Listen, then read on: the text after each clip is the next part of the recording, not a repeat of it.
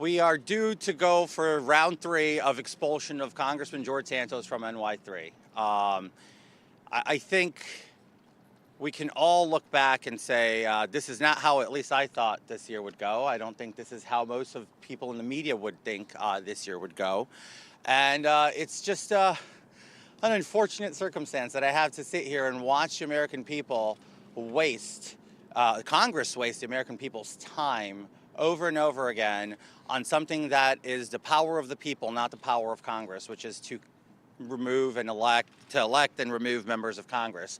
Obviously, some want to cling to some circumstances and to allegations, but there's been a long-standing precedent in the House that every single member that's ever been expelled, and they are trying to join me to the group of 3 Confederates and 2 people convicted in a court of law.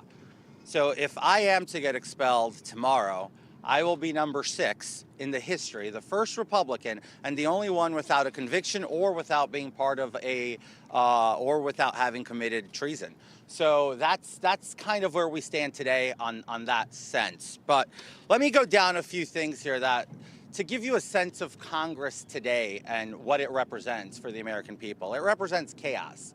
Chaos because we have a House that doesn't work for the people. We have a House where we have members with severe allegations against them having the gall and the courage to call the Speaker a joke. I read that today in Political. It was on the cover of Political where, you know, we're reading about members of Congress trying to smear one of the most honorable members of our conference in the Republican Party. So that's just where we've stooped down to. People with rap sheets who think and feel emboldened enough to go call out other people for their policy. Secondly, it's amazing to me that this House continues to want to push me out. Meanwhile, we have Secretary Mayorkas, who's committed absolute dereliction of his duty, has put all Americans in danger. If you saw last night, the Rockefeller Center Christmas tree lighting, which is something that for years has been one of the most beautiful celebrations in New York City, most peaceful, crowded, yes, but yesterday we had a band of vandals who thought it was appropriate to fight the NYPD. This is what took place just yesterday. And that's on Secretary Mayorkas, because a lot of these people, they're not here because they love this country. They're not here because they want the best for this country. Why are they here?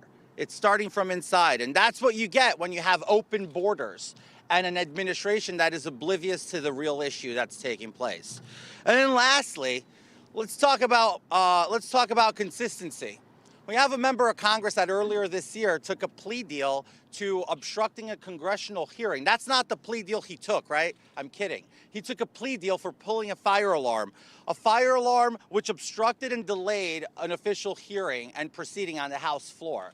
Now, had that been any other person, had it been one of the members of the media, had it been a Republican member of Congress, we all know that that person would have been charged with obstructing a congressional hearing, just like the somewhat 140 people sitting in prison right now because of January 6th.